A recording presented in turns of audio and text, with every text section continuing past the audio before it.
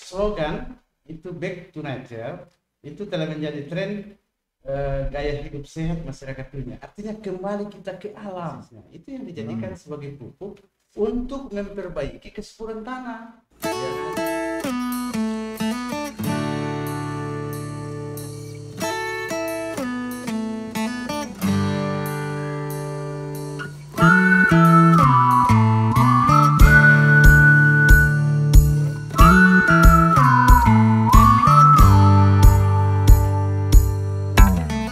Assalamualaikum warahmatullahi wabarakatuh. Selamat pagi dan salam sejahtera buat kita semua. Kali ini saya akan ceritanya akan diskusi tentang tren organik gaya hidup sehat. Tapi sebelumnya kita minum kopi dulu. Waduh, nikmat sekali percakapan ini Pak Pujo. Sambil kita bercakap-cakap tentang organik, pangan organik sehat, kita juga akan Minum menikmati kopi yang organik Ini yang juga sehat. kopi organik ini Pak. Kopi organik ini dari buatan kelompok tani dari Kulawi. Ini Pak ya, kita nikmati dulu. Oke, selamat pagi. Waduh, memang para nikmat pendengar setia podcast BSIP Provinsi Sulawesi Tengah di acara Ngopi. Oke, Pak Yakob, kita akan memulai dengan diskusi yang sangat ngetren ini mengenai pangan organik, tren gaya hidup sehat. Apa sih pola pangan tren organik gaya hidup sehat itu, Pak Yakob?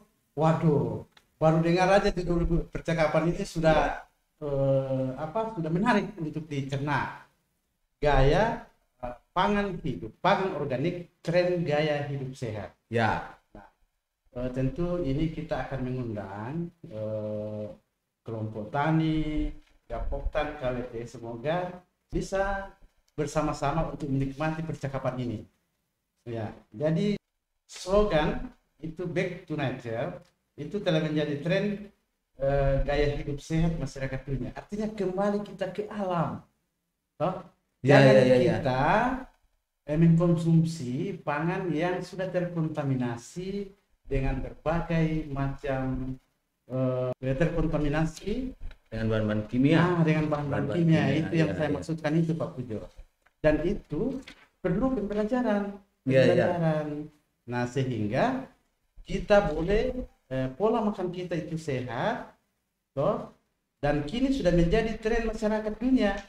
Jadi itu sudah menjadi masyarakat tren dunia untuk betul-betul menggunakan makanan yang tidak terkontaminasi dengan bahan-bahan kimia. Nah, ini yang susah, menurut saya susah sih Pak Yakob. Tapi mudah-mudahan ada jalan keluarnya. Mudah-mudahan para petani, peternak ini bisa memahami dengan pola gaya hidup sehat ini. Nah, sekarang begini Pak Yakob, ini sudah slogannya saja sudah ngetren sekali. Keren, ya? Untuk cerita organik ini kan susah sebenarnya Pak Yakob, membuat pola organik itu susah. Tapi saya rasa ada jalan keluarnya lah Pak Yakob. Maksudnya kira-kira bagaimana jalan keluarnya itu untuk pertanian organik itu Pak Yakob? Memang itu barang kalau kita tidak lakukan memang susah. Tapi memang kalau kita lakukan memang tapi kalau kita sudah melakukan, apalagi tingkat saya bilang tadi. Oh, Allah terbiasa Allah bisa karena terbiasa. Apalagi tingkat petani, kelompok tani, KWT, gampang sekali. Iya. Nah, bagaimana untuk menggunakan pangan organik? Ya. Ini harus dimulai dari kita, dari petani. Ya. Nah, hal yang penting dilakukan kan petani-petani kita di pedesaan itu pada umumnya itu mereka memiliki ternak. Ya. Sapi, ternak ayam. Nah, tapi kita bicara tentang sapi itu dikandangkan aja Pak. Dikandangkan, kemudian kita kumpulkan dia punya urin, juga dengan fesesnya. Itu yang dijadikan sebagai pupuk untuk memperbaiki kesuburan tanah. Nah, sehingga tidak perlu lagi membutuhkan pupuk kimia, begitu Pak.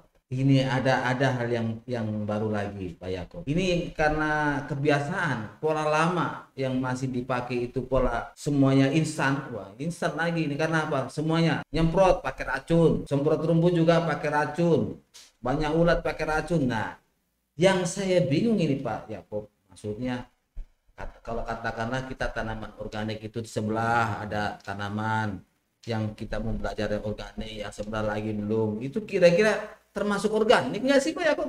Nah, ini yang susah Pak. Makanya kita bersama-sama dengan kelompok tani dalam satu kawasan, toh? Ya. Nah, sehingga itu semuanya nanti akan organik. Jadi tidak terkontaminasi dengan saudara-saudara kita yang belum mengenal tentang organik, begitu yang begitu. masih menggunakan Pupuk kimia, begitu. herbisida kimia dan Kimia. sebagainya. Begitu. Jadi Ya, ya. kita harus membuat suatu kelompok supaya tersendiri. Begitu. Jadi bentuknya macam kawasan lah begitu. Ya, Oke, kawasan. kira-kira ada enggak maksudnya Pak Yakob di wilayah Sigi ini yang bisa kita jadikan contoh misalnya Pak Yakob untuk kawasan organik itu Pak Yakob? Nah, ini mungkin inilah gunanya kita ngobrol seperti ini sambil ngopi Pak Pujo. Iya. Ini sebenarnya kita sudah lakukan Pak Pujo. Oh gitu gitu. Iya, Ya. saya hanya mengingatkan saja kan Pak Pujo waktu itu jadi pelaku utamanya juga di situ. Nah, seperti di kelompok tani di Pulau Pontu. Iya enggak? Ya. Nah, Sekitar tahun 2015 lah. 2015 kita waktu itu memberikan pembelajaran kepada petani untuk menggunakan pupuk organik dari urin dan feses sapi. Ya. Nah, makanya waktu itu kita himpun mereka dalam bentuk satu kelompok sebagai pelaku daripada pangan organik ini. Ini lagi Pak Yakob terkait dengan apa? Terkait dengan pola penggunaan pupuk yang kimia itu Pak Yakob. Sekarang maksudnya di wilayah Bulu Ponto Jaya itu kan masih ada maksudnya yang sudah organik banyak. Kira-kira jalan keluarnya maksudnya untuk bisa menggandeng mereka sih Pak Yakob. Jalan keluarnya bagaimana kira-kira? Nah, ini yang harus kita terus pembelajaran, kita terus mengedukasi mereka. Edukasi. Mereka yang belum sekitarnya kita ajak untuk datang ke kelompok tani yang kita sudah bina itu. Artinya kelompok tani pertama itu kita jadikan pionirnya, betul, pionir. Biar mereka datang belajar di situ, dia lihat bagaimana cara menggunakan pupuk organik itu dengan baik Pak. Nah, akan merasakan pasti melihat tanamannya yang subur. Coba andai kata kita bisa lihat ke sana. Nah, mereka punya tanaman itu subur, hijau, tanpa menggunakan pupuk kimia. Omong-omong Pak Yakob, kita sambil minum kopi. Silakan Pak, dinikmati kopinya. Ini kopi organik loh ini Pak. Dari Kulawi. Ada yang dari Kulawi, ada yang dari Napu. Oke. Saya masih penasaran nih, makanya saya masih belajar edukasi lagi. Aduh, ada edukasi jadi makanya. Nah, sekarang gini Pak Yakob. Ada lagi tentang pola maksudnya yang ini kan di zaman BPTP kan sudah banyak Pak Yakob. Ya. Contoh dulu saya dengar ada kawasan rumah pangan lestari. Rumah pangan lestari. Kemudian kalau di dinas itu P2HP. Kemudian nah ini kan sebenarnya sama materinya Pak Yakob. Bisa enggak sih kita menggandeng kerja sama-sama dengan penyuluh-penyuluh yang di wilayah daerah di daerah itu sendiri Pak Yakob? Sebetulnya itu hal yang sangat supaya dia cepat menyebar ke petani. Kita memang harus menggandeng teman-teman penyuluh. Nah, salah satunya kan di lokasi kita ini Pak. Ya. Nah, yang kita sudah lakukan kita menanam. Situ ada sawi, kol, ya, tomat. Nah, ini kan kita tidak ada menggunakan pupuk kimia Pak. Dan nyatanya di samping itu yang Pak Pujo sendiri kan pelakunya. Ya. Nah, ini bisa kita mengundang teman-teman penyuluh kalau mau belajar tentang pangan organik, hadir ke sini. Hanya kita Pak Yakob, ini kan pembelajarannya kita sendiri sebenarnya Pak Yakob. Kenapa kita mau mencoba? Saya hanya ingin mengikuti gaya hidup sehat itu saja Pak Yakob. Pola hidup sehat itu, kemudian dengan pangan yang sehat. Saya merasakan begini Pak Yakob. Soalnya kita punya, katakanlah umur kita sekarang sudah semakin tua. Nah, kalau misalnya kondisi sudah sakit-sakit, tidak didukung dengan pangan yang sehat kan susah Pak Yakob. Iya, betul. Makanya kita berupaya sambil keluar keringat menghasilkan juga pangan yang sehat. Kira-kira untuk Kabupaten Sigi sudah berapa persen sih Pak Ya kalau dalam dugaan saya itu mungkin kalau bisa 10% Pak, itu sudah lumayan. Kira-kira teknologinya, maksudnya untuk mengelola lapangan, kemudian ada enggak sih pola-pola yang mudah diterapkan sama petani selain misalnya orang yang sekarang mengenali hidroponik, kemudian ada enggak maksudnya yang tidak perlu. Nah, ini, Pak. Nah, sekarang kita harus mengerti sekarang, Pak, kenapa kita harus organik. Nah, dan itu yang rata-rata itu yang hidroponik itu diterapkan di daerah-daerah perkotaan, kemudian di lahan-lahan yang sempit. Tetapi kalau untuk hamparan yang luas, ya, itu untuk memperbaiki kondisi tanah kita itu kita menggunakan pupuk organik, Pak. Nah, karena lahan pertanian kita itu disinyalir sudah sangat besar, kita harus menggunakan bahan organik 5 sampai 10 ton per hektar. Yeah. Nah, ini tantangan kita yang sangat besar. Tantangannya menghasilkan pupuk itu yang sangat berat, Pak. Sebenarnya Pak Yakob 5 sampai 10 itu ton. Ya, 5 sampai 10 ton itu saya bilang bukan hal yang banyak Pak Yakob. Tapi kalau kita mau buat banyak sekali uangnya.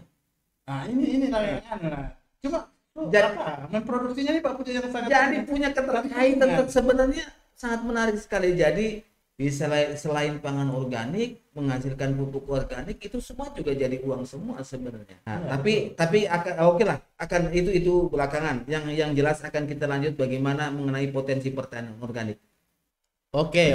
Mudah-mudahan bisa. Oh ya, ini masih ada yang terlintas lagi Pak Yakob. Mudah-mudahan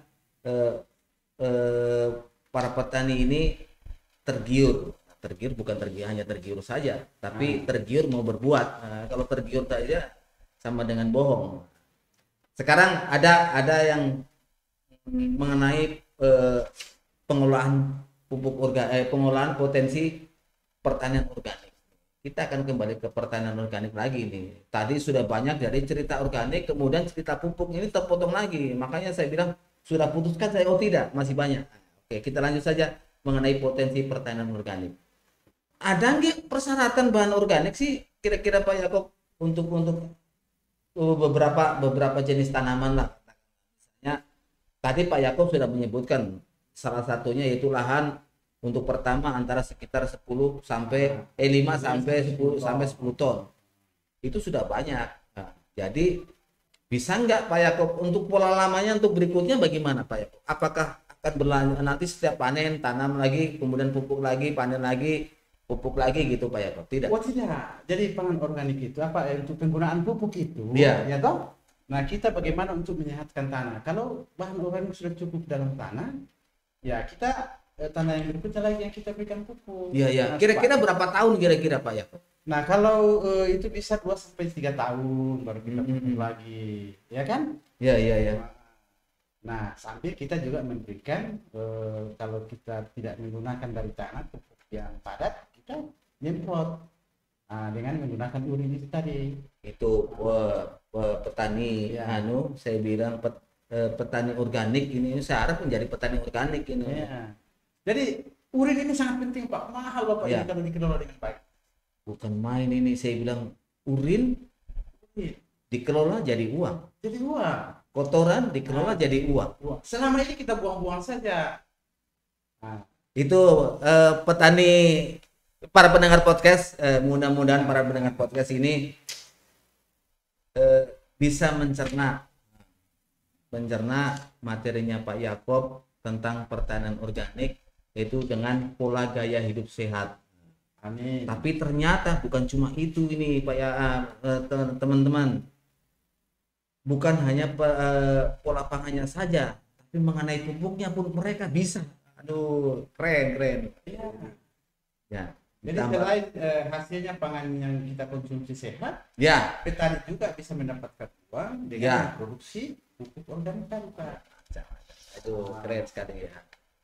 Oke, sedikit lagi saja Pak Yakob. Saya masih penasaran. Rasa penasaran saya masih tinggi.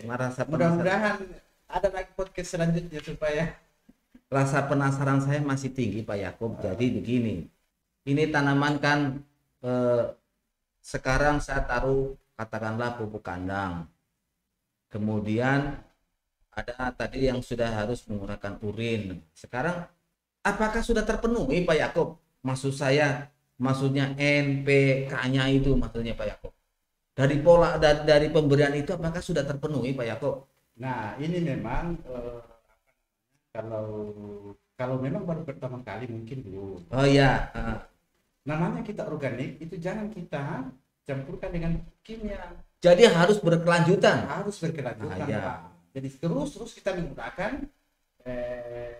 pupuk organik. Nah, supaya pangan yang dihasilkan itu secara berkelanjutan juga untuk biar dia sehat. Nah, yang paling penting mengkonsumsi pangan sehat itu Pak, kita mulai apalagi anak-anak balita. Betul. Nah, sehingga di dalam perjalanan pertumbuhannya sehat, bebas dari bahan-bahan kimia. Oke, para pendengar podcast, saya rasa sebenarnya saya masih banyak saya mau tanya ini, tapi mungkin waktu kita Pak ya. Nanti kayaknya dilanjut lagi Pak Yakob. Oke, kayaknya siap. dilanjut lagi ya. Uh-uh. Oke, para pendengar podcast, saya ucapkan terima kasih. Mudah-mudahan para pendengar podcast itu bisa mengkaji kembali, maksudnya mengkaji kembali apa yang disampaikan oleh Pak Yakob tentang pertanian organik. Kemudian yang kedua, kita harus memanfaatkan lahan yang sesempit apapun harus kita manfaatkan. Kemudian yang ketiga, kita yang punya ternak harus dimanfaatkan kencingnya. Kemudian ternaknya dikandangkan, dimanfaatkan kotorannya, dimanfaatkan kencingnya. Apalagi? Oh, tidak ada lagi. Nah, itu sudah. Ya. Jadi dengan memanfaatkan kencingnya, dengan memanfaatkan kita sudah menekan biaya pupuk. Nah, jadi sudah mengurangi uang, tapi harus menambah uang. Jadi kita bisa menciptakan uang dari situ kira-kira saja. Oke, para pendengar podcast, hingga sampai di sini dulu. Mudah-mudahan bermanfaat. Billahi taufiq wal hidayah. Wassalamualaikum warahmatullahi wabarakatuh. Waalaikumsalam. Terima kasih Pak Pujo, terima kasih.